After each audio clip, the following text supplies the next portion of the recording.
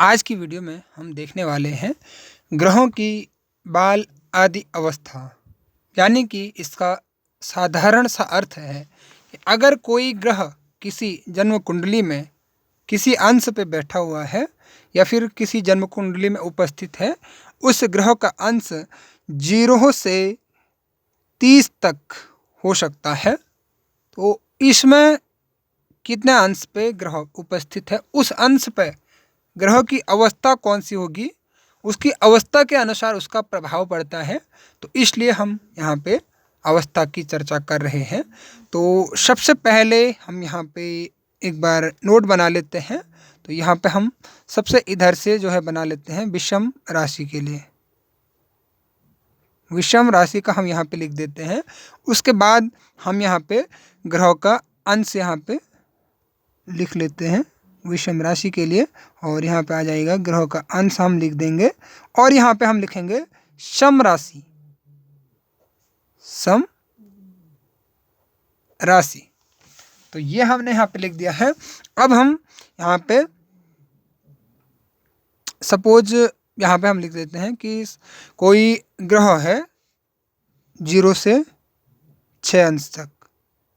किसी ग्रह की सपोज हम मान लेते हैं कि जैसे यहाँ पे सूर्य उपस्थित है, और यहाँ पे मैंने जो है अलग से लिखा है सूर्य अगर यहाँ पे उपस्थित है, और सूर्य किसी कुंडली में उपस्थित है, किसी भी कुंडली में किसी भी राशि में हो, किसी भी भाव में हो, सूर्य सपोज यहाँ पे 5 अंश पे उपस्थित है, 5 अंश पे उपस्थित है।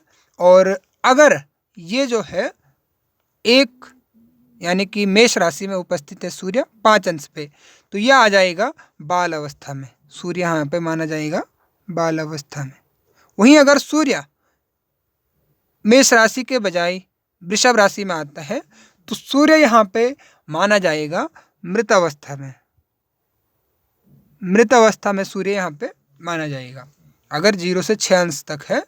तो आप यहाँ पे समझ गए होंगे कि सम राशि और विषम राशि में, सम राशि जैसे कि 1, 3, 5, 7, 9 और 11, और विषम राशि है 1, 3, 5, 7, 9, 11, और सम राशि हो गई आपकी 2, 4, 6, 8, 10 और 12। तो ये आ गई आपकी सम राशि। अगर सूर्य यहाँ पे ऐसी राशियों में उपस्थित है तो ये यहाँ पे सूर्य की अवस्था होगी।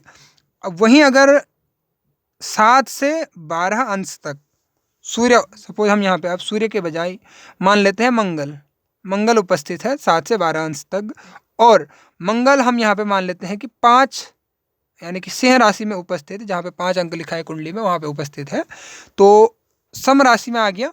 तो सम राशि में मंगल यहाँ पे आ जाएगा कुमार अवस्था में।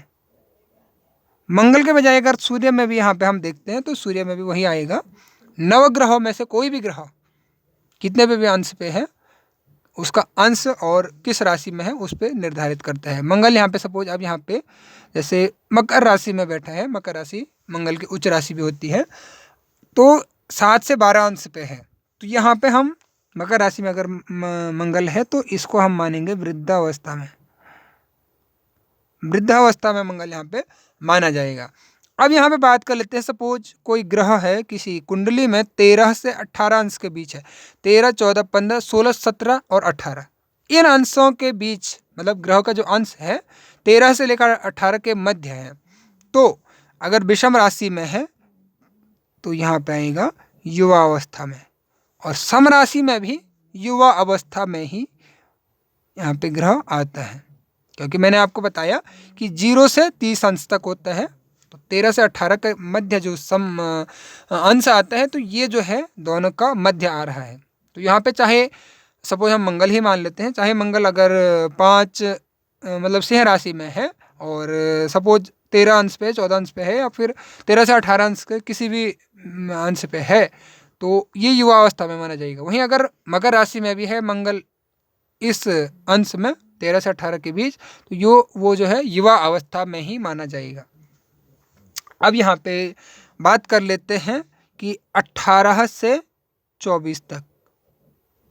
तो अगर विषम राशि में है मंगल, सपोज यहीं पे हम सूर्य का उदाहरण ले लेते हैं, मेष राशि में है सूर्य, और 18 से जो है 24 के बीच में अंश है सूर्य का, तो ये यहाँ पे आप ऐसा हो जाएगा, ये आ जाएगा वृद्धावस्था में। सूर्य जो है हम बोलेंगे कि सूर्य यहाँ पे वृद्धावस्था में है। वहीं अगर सूर्य वृषभ राशि में आता है 18 से 24 अंश के बीच में, तो अब हम सूर्य को यहाँ पे मानेंगे कुमार अवस्था में। कुमार अवस्था में सूर्य यहाँ पे आ जाएगा। वहीं अगर हम बात करें इसके बाद की 24 से 30 के मध्य में, 24 से 30 अंश तक कोई ग्रह है और वो जो है, हम यहाँ पे उदाहरण दोबारा से सूर्य और मंगल का ले रहे हैं। सपोज हम यहाँ पे मान लेते हैं कि बुध है, तो बुध जो है सपोज हम यहाँ पे मान लेते हैं कि जो है सिंह राशि में बुध जो है 26 अंश पे है, 26 अंश पे है।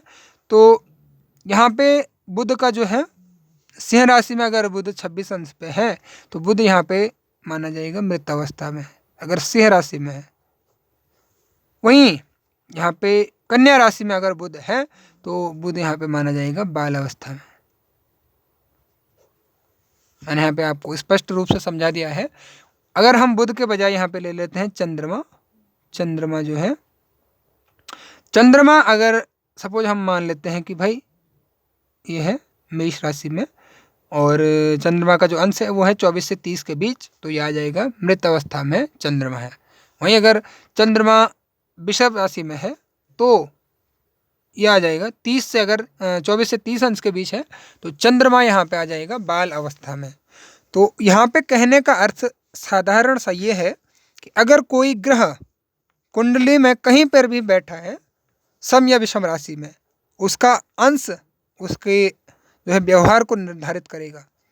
बाल अवस्था में जो है ग्रह का जो अंश, ग्रह का जो प्रभाव पड़ता है वो एक बालक होता है उसकी भांति आपको देखने को मिलेगा। और युवा अवस्था में ग्रह सबसे अधिक प्रभावशाली होता है 13 से 18 के मध्य में।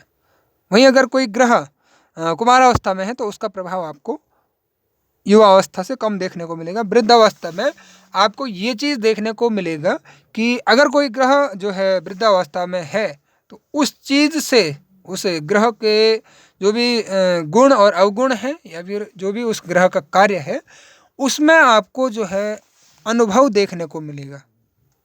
क्योंकि जो वृद्ध लोगों को है तो उनको अनुभव काफ़ी अधिक रहता है। अगर पीड़ित अवस्था में नहीं है और अगर जो है किसी अच्छे युति में है तो आपको जो है काफ़ी बढ़िया अनुभव देखने को मिलेगा उस अवस्था में जब ग्रह जो है 18 से 24 अंश में है या फिर वृद्ध अवस्था में है। क्योंकि 18 से 24 अंश केवल विषम राशि में है, 7 से 12 जो है अंश तक सम राशि में भी वृद्ध अवस्था आती है। वहीं अगर ग्रह जो है मृत अवस्था में है तो इसमें ग्रह का प्रभाव कम हो जाता है, मतलब बहुत कम हो जाता है ग्रह का प्रभाव। तो ये चीज़ यहाँ पे होती है।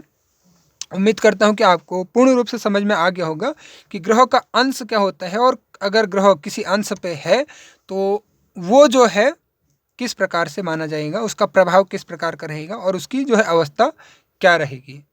फिर भी अगर आपका कोई सवाल या सुझाव रहता है तो आप हमें कमेंट करके बता सकते हैं। और इसी तरह मिलते हैं आपसे अगली वीडियो में, तब तक के लिए धन्यवाद।